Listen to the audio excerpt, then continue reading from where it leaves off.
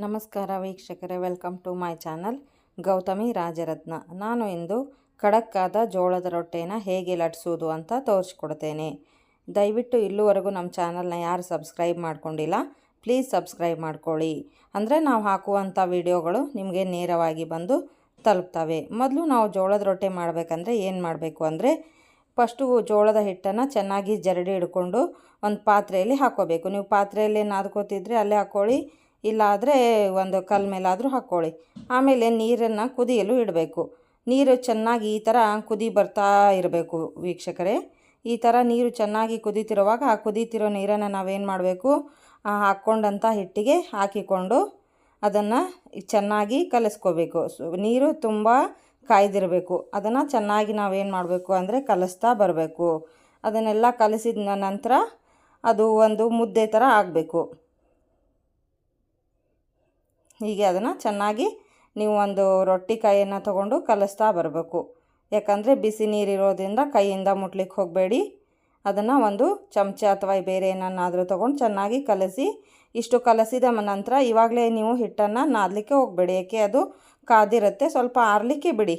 ಇವಾಗ ಅದು ಚೆನ್ನಾಗಿ ಆರಿದೆ. ಇವಾಗ ಏನು ಮಾಡಿ ಅಂದರೆ, ನೀವು ಅದಕ್ಕೆ ಇನ್ನೂ ಎಷ್ಟು ಅವಶ್ಯಕತೆ ಇದೆಯೋ ಅಷ್ಟು ನೀರನ್ನು ಹಾಕ್ಕೊಂಡು ನಿಧಾನಕ್ಕೆ ಗಟ್ಟಿ ಬರುವವರೆಗೂ ನಾದ್ತಾ ಬರಬೇಕು. ನೀವು ಅದರ ಹದ ನೋಡಿಕೊಂಡು ನೀವು ನೀರನ್ನು ಹಾಕ್ಕೊಳ್ತಾ ಬನ್ನಿ. ನೀವು ಎಷ್ಟು ಹಿಟ್ಟನ್ನು ತೊಗೊಂಡಿರ್ತಾರೋ, ಎಷ್ಟು ಪ್ರಮಾಣದಲ್ಲಿ ಆ ಹಿಟ್ಟಿಗೆ ಸರಿಯಾಗಿ ಎಷ್ಟು ಅವಶ್ಯಕತೆ ಇರುತ್ತೋ ಅಷ್ಟು ನೀರನ್ನು ಅದಕ್ಕೆ ಹಾಕ್ತಾ ಅದನ್ನು ಹದವಾಗಿ ಕೈಯನ್ನು ಕೊಟ್ಟು ನಾದ್ತಾ ಬರಬೇಕು. ಯಾಕಂದರೆ ಅದು ಎಷ್ಟು ಹದವಾಗಿ ಬರುತ್ತೆ ಬಂದರೆ ಮಾತ್ರ ಒಂದು ನಮಗೆ ರೊಟ್ಟೆ ಚೆನ್ನಾಗಿ ಲಟ್ಟಿಸ್ಲಿಕ್ಕೆ ಬರುತ್ತೆ. ಹಿಟ್ಟು ಹದ ಆಗಿಲ್ಲ ಅಂದರೆ ರೊಟ್ಟೆ ಚೆನ್ನಾಗಿ ಲಟ್ಟಿಸ್ಲಿಕ್ಕೆ ಬರೋದಿಲ್ಲ. ಆದ ಕಾರಣ ಈ ಹಿಟ್ಟನ್ನು ನೀವು ಚೆನ್ನಾಗಿ ಹದವಾಗಿ ತುಂಬ ಗಟ್ಟಿಯಾಗಿ ನಾದ್ಕೊಳ್ತಾ ಬನ್ನಿ. ಇವಾಗ ನೋಡಿ, ಇದು ಹಿಟ್ಟು ರೆಡಿಯಾಗಿದೆ. ಹೀಗೆ ಇಷ್ಟು ಗಟ್ಟಿಯಾಗಿ ಬರೋವರೆಗೂ ನೀವೇನು ಮಾಡಬೇಕು ಅಂದರೆ ಅದನ್ನು ಚೆನ್ನಾಗಿ ನಾದ್ಕೊಳ್ಬೇಕು. ಇಷ್ಟು ಗಟ್ಟಿಯಾಗಿ ಆ ಒಂದು ಹಿಟ್ಟು ಬರಬೇಕು. ಇವಾಗ ಇದನ್ನು ನಾವು ಲಟ್ಟಿಸೋದು ಹೇಗೆ ಅಂತ ನೋಡೋಣ. ಈಗ ನಾವು ಅದನ್ನು ಹಾಗೆ ಲಟ್ಟಿಸ್ಲಿಕ್ಕೆ ಬರಲ್ಲ, ಯಾಕೆಂದರೆ ಅದು ಲತ್ತೆ ಗುಣಿಗೆ ಹಿಡ್ಕೊಂಡ್ಬಿಡುತ್ತೆ. ಅದಕ್ಕೆ ನಾವು ಮೊದಲು ಏನು ಮಾಡಬೇಕು ಅಂದರೆ, ಲತ್ತೆ ಗುಣಿಗೆ ಒಂದು ಹಾಳೆಯನ್ನು ಹಾಕ್ಕೋಬೇಕು. ಪ್ಲಾಸ್ಟಿಕ್ ಹಾಳೆಯನ್ನು ಕಟ್ ಮಾಡಿ ಚೆನ್ನಾಗಿ ಟೈಟಾಗಿ ಸುತ್ತಿ ಅದಕ್ಕೆ ರಬ್ಬರ್ ಬ್ಯಾಂಡನ್ನು ಹಾಕಿ ನಾವು ಲಟ್ಟಣಿಗೆಯನ್ನು ರೆಡಿ ಮಾಡಿ ಇಟ್ಕೊಂಡಿರಬೇಕು. ಇವಾಗ ರೊಟ್ಟೆ ಮಾಡೋದು ಹೇಗೆ ಅಂತ ನಾನು ತೋರಿಸ್ತೀನಿ. ಹೀಗೆ ನಿಮಗೆ ಎಷ್ಟು ಸೈಜ್ ಬೇಕೋ, ನೀವು ಎಷ್ಟು ಸೈಜಿನ ರೊಟ್ಟೆ ಮಾಡ್ತೀರೋ ನಿಮ್ಮ ಅಳತೆಗೆ ತಕ್ಕಷ್ಟು ಹಿಟ್ಟನ್ನು ನೀವು ತೆಗೆದುಕೊಂಡ ನಂತರ ಅದನ್ನು ಈ ಥರ ರೌಂಡಾಗಿ ದುಂಡಗೆ ಉರುಳೆ ಆಕಾರದೊಳಗೆ ಮಾಡ್ಕೊಂಡ ನಂತರ ಅದನ್ನು ಫಸ್ಟಿಗೆ ನೀವು ಲಟ್ಟಣಿಗಿಂದ ಲಟ್ಟಿಸ್ಲಿಕ್ಕೆ ಹೋಗಬೇಡಿ. ಅದನ್ನು ಸ್ವಲ್ಪ ಹಿಟ್ಟು ಹಾಕ್ಕೊಂಡು ಒಂದು 2-3 ಸುತ್ತು ಕೈಯಿಂದ ಬಡ್ಕೊಳ್ಳಿ. ಸ್ವಲ್ಪ ರೌಂಡಾಗಿ ಬರೋವರೆಗೂ ಏನು ಮಾಡಿ ಕೈಯಿಂದ ಅದನ್ನು ತಟ್ಕೊಳ್ತಾ ಬನ್ನಿ. ಕೈಯಿಂದ ತಟ್ಟಿದ ನಂತರ ಏನು ಮಾಡಬೇಕು ಅಂದರೆ, ಅದನ್ನು ಒಣ ಹಿಟ್ಟಿನಲ್ಲಿ ನೀವು ಚೆನ್ನಾಗಿ ಅದ್ರಿ.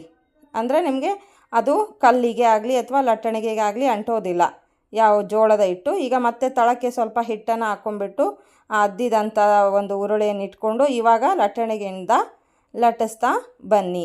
ಒಂದು ಕೈಯಿಂದ ಸರಿಸ್ಕೊಳ್ತಾ ಲಟ್ಟಿಸ್ತಾ ಇರಿ. ಒಮ್ಮೆಲೆ ಲಟ್ಟಿಸ್ಬೇಡಿ, ಹಿಡ್ಕೊಂಡ್ಬಿಡುತ್ತೆ.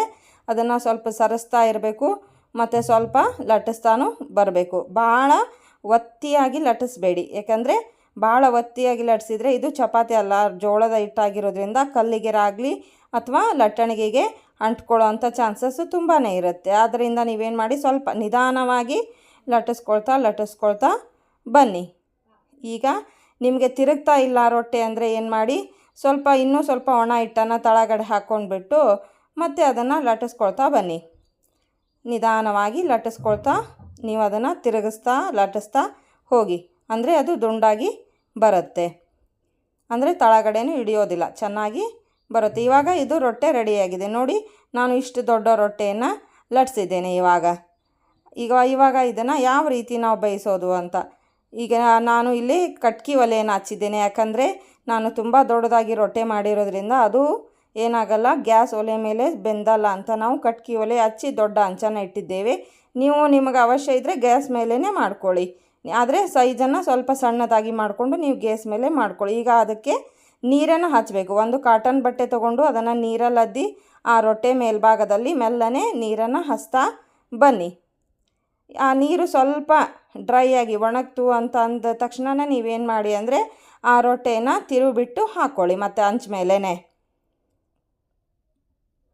ಹೀಗೆ ಅದನ್ನು ರೊಟ್ಟೆನ ಏನು ಮಾಡಿ ಟರ್ನ್ ಮಾಡಿ ತಿರುಗಿಸಿ ಹಾಕ್ಕೊಳ್ಳಿ. ಯಾಕಂದರೆ ನೀವು ಒಂದು ಬಟ್ಟೆಯಿಂದ ಆ ರೊಟ್ಟಿಗೆ ನೀರನ್ನು ಹಚ್ಚೋದ್ರಿಂದ ಏನಾಗುತ್ತೆ ಅಂದರೆ ರೊಟ್ಟೆ ತುಂಬ ರುಚಿಯಾಗಿ ಬರುತ್ತೆ ಮತ್ತು ತುಂಬ ಖಡಕ್ಕಾಗಿ ಕೂಡ ಬರುತ್ತೆ. ಇವಾಗ ನೋಡಿ ಅದೆಷ್ಟು ಖಡಕ್ಕಾಗಿ ಬರುತ್ತೆ ರೊಟ್ಟೆ ಅಂತ, ತುಂಬ ಕರ ಕರ ಕರ ಅನ್ನುವಂಥ ಒಂದು ರೀತಿ ಒಳಗೆ ಬರುತ್ತೆ. ಅದಕ್ಕೆ ನಾವು ಏನು ಮಾಡ್ತೀವಿ ಅಂದರೆ ನಾನು ಕಟ್ಟಿಗೆ ಒಲೆ ಮೇಲೇ ಮಾಡ್ತೀನಿ. ಕಟ್ಟಿಗೆ ಒಲೆ ಇಲ್ಲ ಅನ್ನೋರು ಪರವಾಗಿಲ್ಲ, ನೀವೇನು ಮಾಡ್ಕೊಳ್ಳಿ ಅಂದರೆ ಗ್ಯಾಸ್ ಮೇಲೇ ಮಾಡ್ಕೊಳ್ಳಿ. ನಿಮ್ಮ ಮನೇಲಿ ಇರ್ತಕ್ಕಂಥ ಹಂಚನ್ನೇ ಯೂಸ್ ಮಾಡಿ ನೀವು ಗ್ಯಾಸ್ ಮೇಲೇ ಮಾಡ್ಕೊಳ್ಳಿ. ನಾನು ಇಲ್ಲಿ ಚೌಕಾದಂಥ ಹಂಚನ್ನು ತಗೊಂಡಿದ್ದೇನೆ. ನಿಮ್ಮಲ್ಲಿ ರೌಂಡ್ ಆಗಿರೋ ಹಂಚಿದ್ರು ನೀವು ಅದ್ರ ಮೇಲೇ ಸಹ ಮಾಡ್ಕೊಳ್ಬೋದು. ನಿಮಗೆ ಬೇಕಾದರೆ ಸಣ್ಣ ಸೈಜಲ್ಲೇ ನೀವು ಲಟ್ಟಿಸ್ಕೊಳ್ಳಿ. ದೊಡ್ಡ ಸೈಜಿಗೆ ನಮಗೆ ಬರಲ್ಲಪ್ಪ ಅಂದರೆ ಸಣ್ಣ ಸೈಜ್ ಒಳಗೇ ಲಟ್ಟಿಸ್ಕೊಂಡು ನೀವು ಅದನ್ನು ಒಂದು ಸಲ ಪ್ರಯತ್ನ ಮಾಡಿ ನೋಡಿ, ಬರುತ್ತೆ. ಆದರೆ ಒಮ್ಮೆಲೇ ಬರಲ್ಲ. ಇವಾಗ ನೋಡಿ ಇದು ರೊಟ್ಟೆ ರೆಡಿಯಾಗಿದೆ. ಯಾವ ಥರ ಬಂದಿದೆ ಅಂತ ನೋಡಿ ಎಷ್ಟು ಖಡಕ್ಕಾಗಿದೆ, ಎಷ್ಟು ತೆಳುವಾಗಿ ಕೂಡ ಬಂದಿದೆ. ಇದು ತಿನ್ನಲಿಕ್ಕೆ ತುಂಬಾ ಹಪ್ಪಳ ಥರ ರುಚಿಯಾಗಿ ಇರುತ್ತೆ. ನೀವು ಒಂದು ಸಲ ಟೇಸ್ಟ್ ಮಾಡಿ, ಆ ಥರ ಮಾಡ್ಕೊಂಡು ಟೇಸ್ಟ್ ಮಾಡಿ ನೋಡಿ, ನಿಮಗೆ ಗೊತ್ತಾಗುತ್ತೆ ಎಷ್ಟೊಂದು ರುಚಿಕರವಾಗಿ ಬಂದಿದೆ ಅಂತ. ದಯವಿಟ್ಟು ಇನ್ನೂ ನಮ್ಮ ಚಾನಲ್ನ ಯಾರು ಸಬ್ಸ್ಕ್ರೈಬ್ ಮಾಡಿಲ್ಲ, ದಯವಿಟ್ಟು ಪ್ಲೀಸ್ ನಮ್ಮ ಚಾನಲ್ನ ಸಬ್ಸ್ಕ್ರೈಬ್ ಮಾಡಿರಿ, ಲೈಕ್ಸ್ ಕೊಡಿರಿ, ದಯವಿಟ್ಟು ಸಬ್ಸ್ಕ್ರೈಬ್ ಮಾಡಿರಿ ಪ್ಲೀಸ್.